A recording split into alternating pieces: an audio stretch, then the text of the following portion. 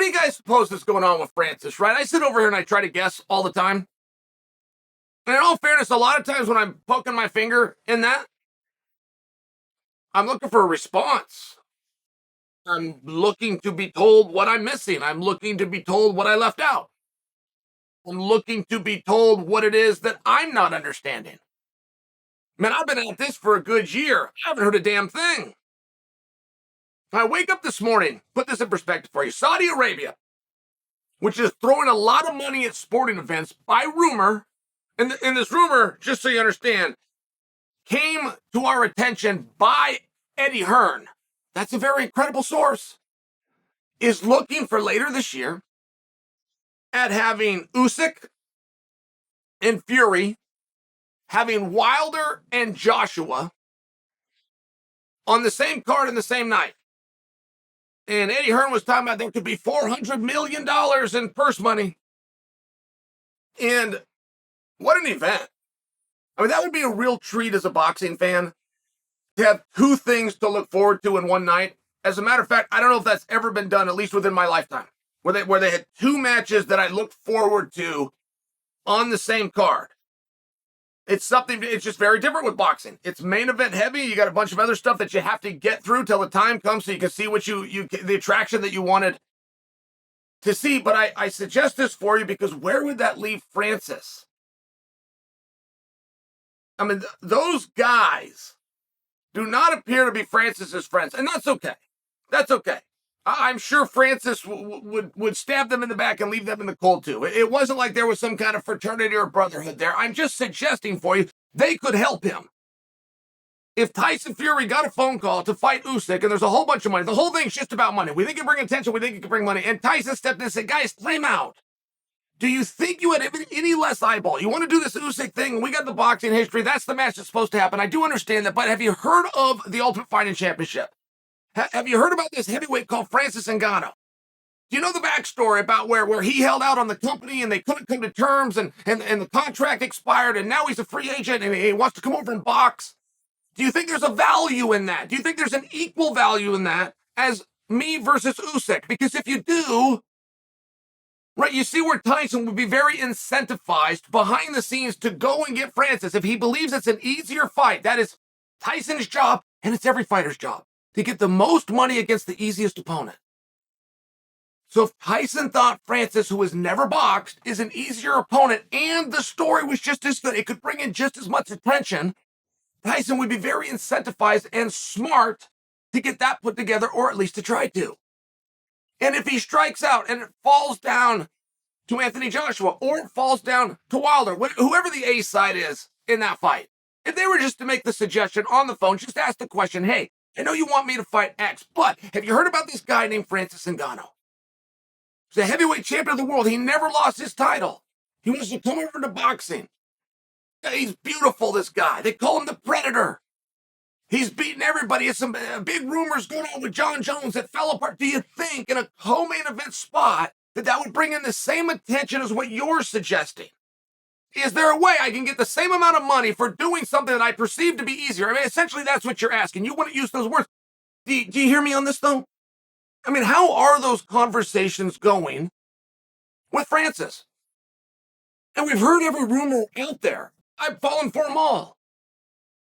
Francis and Jake Paul are going to team up. They're going to do pay-per-view over in the PFL, but they're going to do it on the same night. They're going to scratch each other's back. Okay. As far as ideas in this sport, which there aren't many, that's as good as I've heard in a while. But then all of a sudden, Scott Coker says, I think I'm going to get Francis. As a matter of fact, not only do I think I'm going to get him, we're also going to do a deal with Showtime so that he can box. And Scott Coker, who's product of Bellator MMA, lives on Showtime. That made a lot of sense. And that seems to be in line with what Francis is saying, which is, I'd like to be able to also box.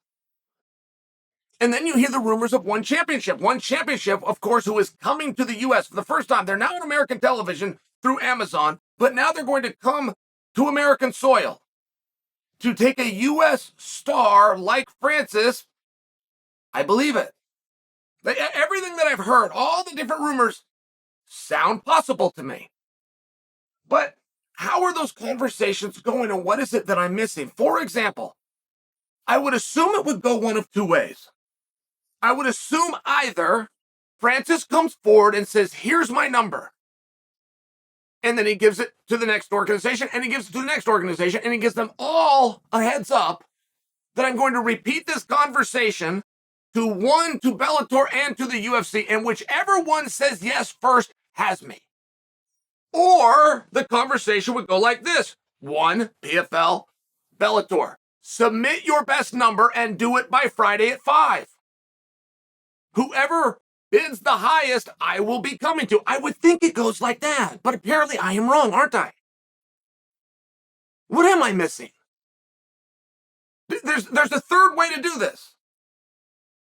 And I'm confined to the abilities of my own creativity, and apparently I am not creative enough to think of what it would be. So let me run it past you again. Francis Ngannou, this is all about money. This is all a cash grab. You three that have fight promotions and a check, give me a number by Friday at 5. Or you three, here's my number. Who's going to say yes? But that's not it. There's another way. I don't know what it is. I don't know what's being suggested. I don't know how to accommodate it. If a guy had a number, but I didn't have an opponent for him, what do I do? I'm going to take a loss. I'm going to call it an investment. I'm going to have him on a 3-fight deal. The first one just isn't going to work, but I'm going to bring him and I'm going to introduce him to the crowd. I'm going to bring him back. I'm going to attempt to build a story and tell a story and hope that it sticks. So somewhere on fight 2 or 3 or 4, however many I have him with, I can eventually get a return. But what happens if he loses? And what happens if the guy gets beat? He's not a wonderful storyteller as it is. He doesn't bring a market with him. He can't go on social media and sway.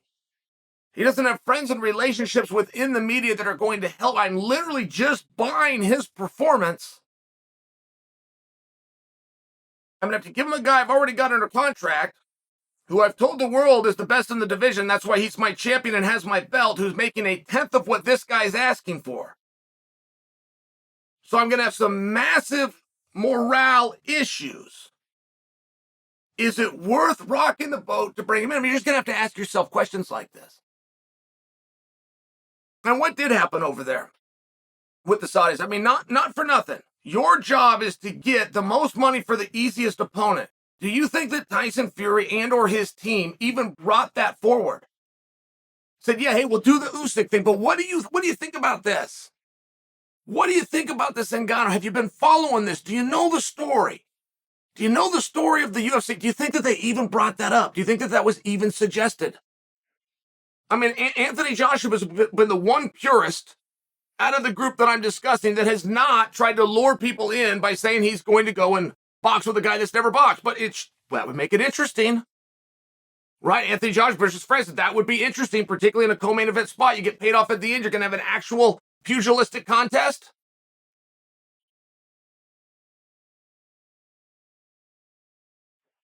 I think it's worth looking into. I think it's problematic. I think that you're starting to see that those guys aren't his real friend. I mean, Wilder and Francis had something worked out, at least on Twitter, to the point that Francis flat out said, I hope you're a man of your word. But I've never heard about Francis and Deontay being tied together, aside from Francis putting that out, which I guess under his standard would mean that Wilder is not a man of his word, which I feel, without even knowing him or knowing the topic, probably could have saved you a lot of time and told you in the first place.